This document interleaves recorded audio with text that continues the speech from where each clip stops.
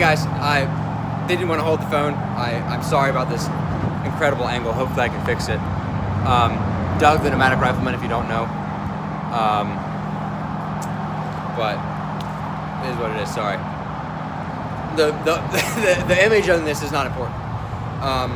Just got off the phone with the gentleman to get clearance on making this video. Sir, if you're watching this, I hope it doesn't bring back anything too painful for you. I can't imagine what you've gone through in this regard, but I'm grateful to the gift that you gave me, and I hope that it does something for you. So, anyway, so wanted to make this video today to talk about my struggling with the thing mentioned in the title. Hopefully you guys can hear me. This place is normally quieter. It's a place I come to, do my private things sometimes, to grow in the faith, grow in the spirit. And I was convicted on my way home to make this video. I didn't want to make this video. I don't want to make this video. Still don't want to make this video, but here we are. That's not how conviction works. So, with that being said,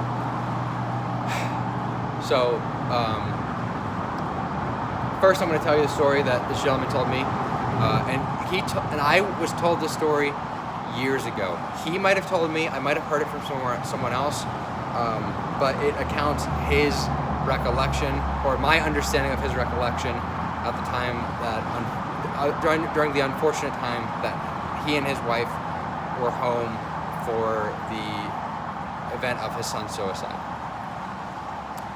So I'm going to tell my understanding of what he went through during that time, so that you have background as I tell my story. I'm not going to be detailed with my story because it's my story and that is my business. But I will share the parts that are pertinent to this topic.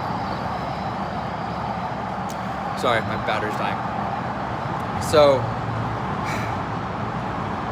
at some point in the not distant enough past, his son found himself in a situation where he didn't see an out. I guess I'm talking for him at the moment. I don't know what he was thinking, unfortunately. He took the actions to take his own life via gunshot wound, and his father and his mother were home, to my understanding. Both of them were.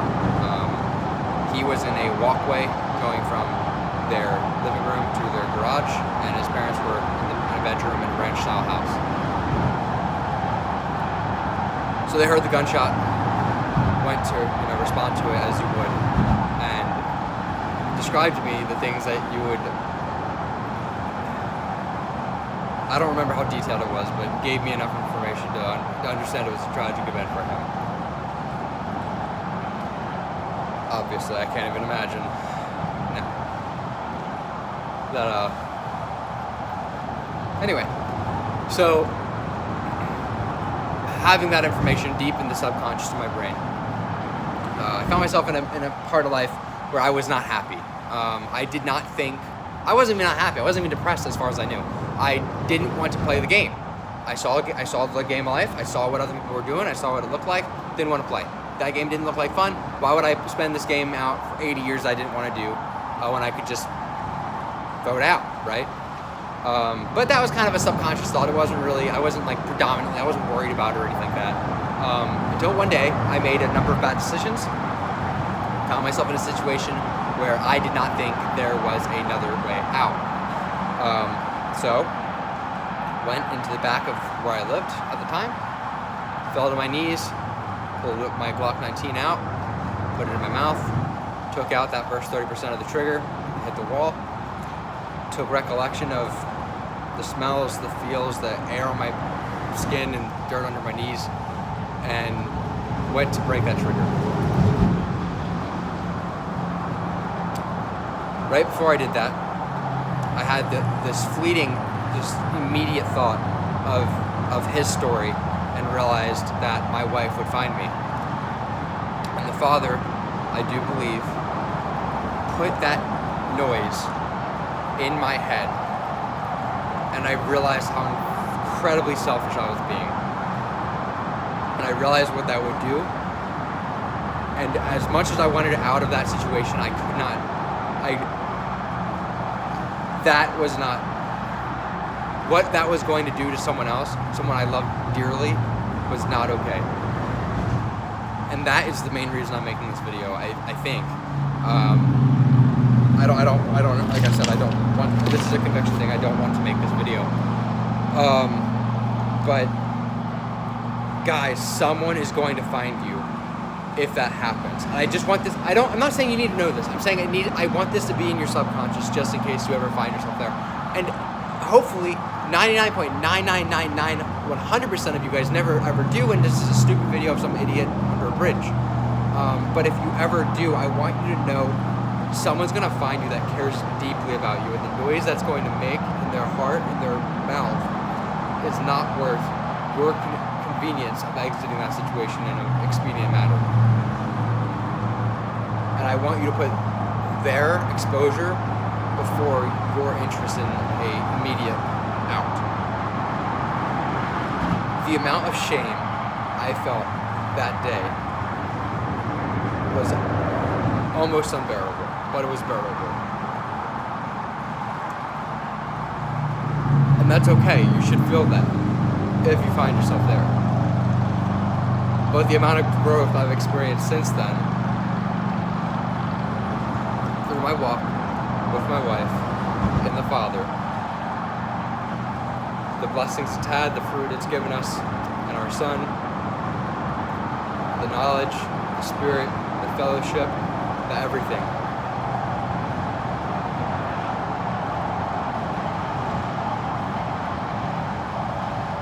There is no suffering in this world that could misplace the fruit the Father is capable of. Don't ungraft yourself from that tree. Recognize if you do, someone you love will find you, and it will hurt them. And if they don't find you, someone that doesn't care will. And they will tell someone uncaringly that you did what you did, and that will hurt them just as bad. I really hope this does something for someone. I hope this is irrelevant for all of you forever. Put your faith in Messiah. Walk after him. Walk in his steps to the best of your broken ability. And try to remember that gentleman's story, and if it's relevant, mine. But mine's not relevant. Turn to Messiah. Walk that path so that you don't have this problem.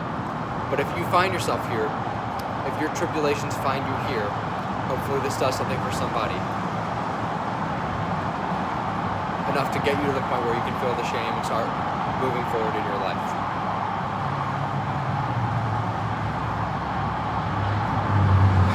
This was years ago for me, and I'm in a place that I could never fathom now. And I'm so incredibly lucky. It would have been so easy not to have ever gotten here. And I am so incredibly grateful for the gift that I was given by that man and his decision and his father's experiences that he shared with me. And I hope that allows someone else to experience a similar thing, where they can survive that event.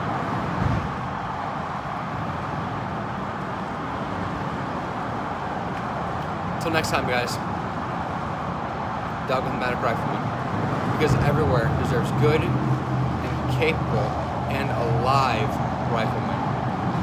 What defines your good? Have a blessed day.